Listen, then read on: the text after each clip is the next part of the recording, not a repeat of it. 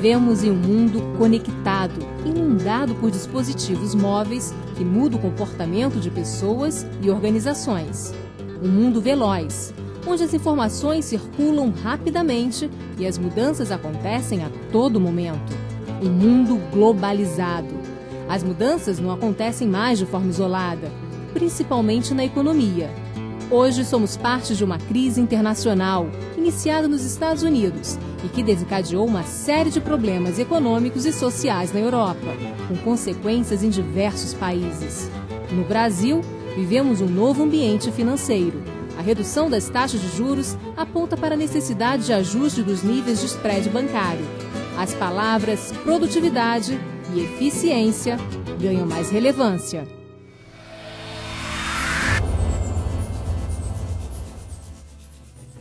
A redução das margens nos remete a novos desafios.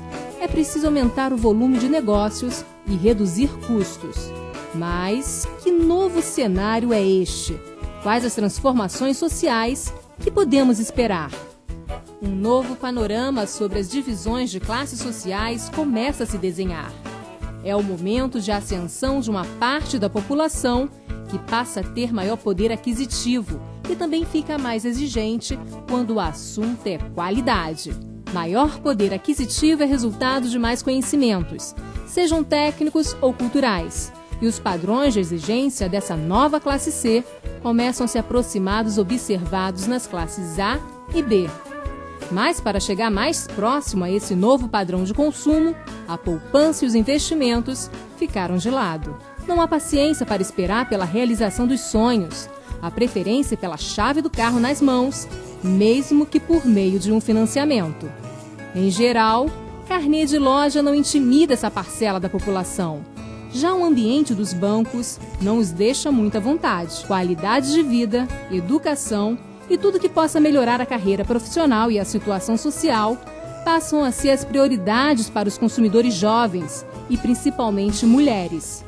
E se muitas delas já eram chefes de família, agora também têm maior escolaridade. Tem em média 9 anos de estudo, um ano a mais do que os homens, mas ainda ganham menos do que eles. Boa parte da renda delas é destinada à educação dos filhos, aos próprios estudos e às despesas relacionadas à alimentação, telefonia e plano de saúde. São as mulheres da classe C as que mais se dedicam à saúde da família. As mulheres representam o maior mercado emergente de consumo do mundo, mas a maior parte delas está insatisfeita com a qualidade no atendimento. Muitos empresários ainda não perceberam que esse mercado feminino exige atenção a algumas particularidades e que esses pequenos detalhes fazem a diferença. Quem já percebeu isso, vem colhendo bons resultados. Conservadoras no mercado financeiro, as mulheres tendem a não tomar decisões que ponham em risco o futuro e a segurança do seu lar, pais, marido e filhos. Esses pequeninos, apenas no tamanho, porque no mercado consumidor o público infanto-juvenil é enorme e vai além dos brinquedos. A força desse segmento aparece nas pesquisas, que demonstram a influência desses novos consumidores nas decisões de compra da família. É cada vez mais importante desenvolver abordagens para orientar os futuros clientes. Um bom caminho para isso tem sido jogos e as histórias em quadrinhos que tratam sobre consumo consciente e sustentável.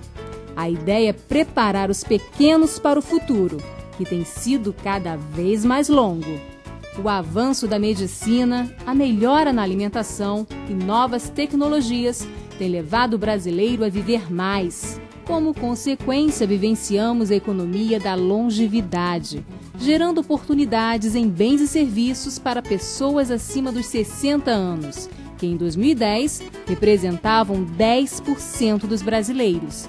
E em 2050 serão 25% da população, exigindo que se repense o próprio conceito de velhice na sociedade. Essa população tem demonstrado seu potencial em setores da economia, como o de turismo, imobiliário e o farmacêutico.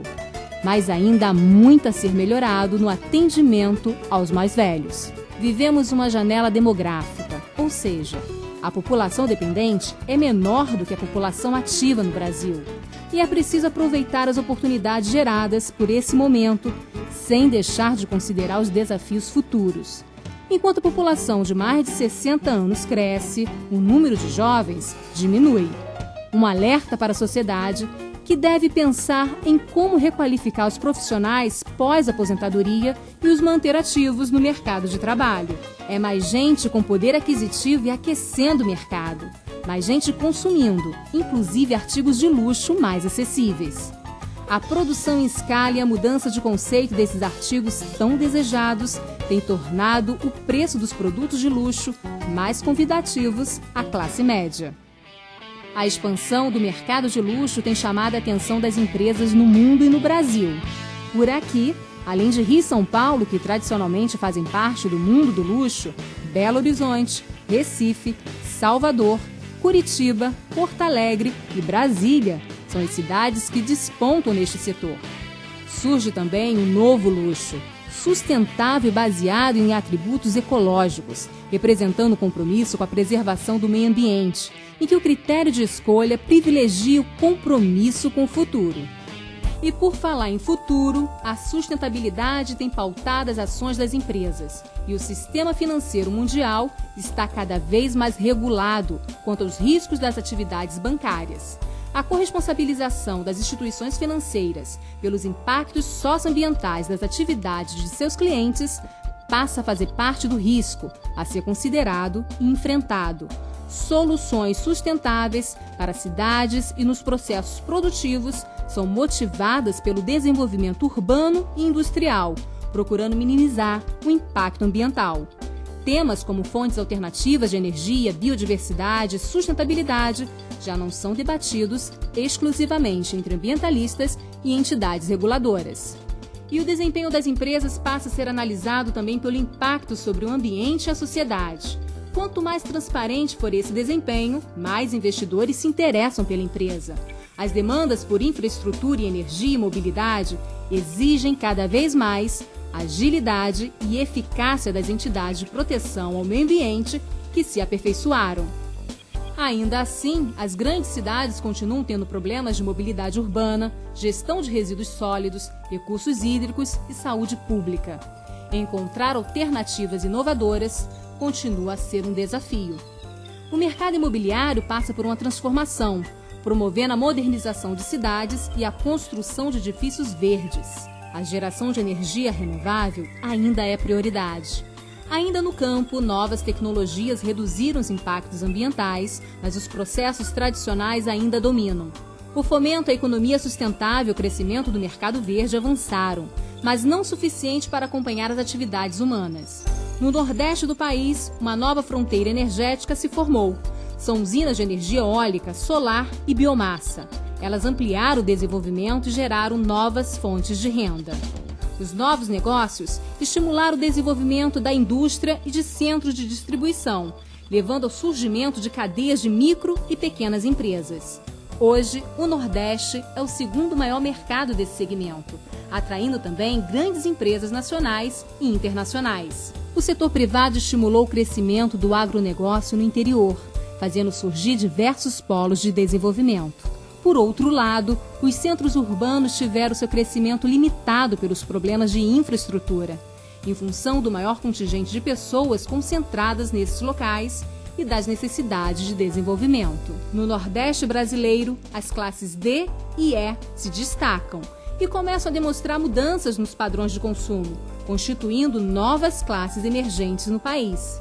Nos supermercados, o consumo de itens considerados básicos caiu 2%, enquanto o consumo de itens considerados supérfluos cresceu 10%.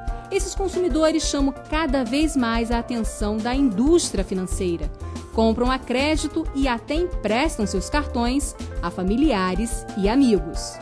Logo, eles farão parte da classe média, mas ainda são poucos os que se relacionam com bancos. Apenas 23% dos que possuem conta em banco estão nas classes D e E, e 80% das pessoas das classes C, D e E não se sentem confortáveis em pedir empréstimos a uma instituição financeira. Diante disso, atrair esse enorme potencial é um grande desafio.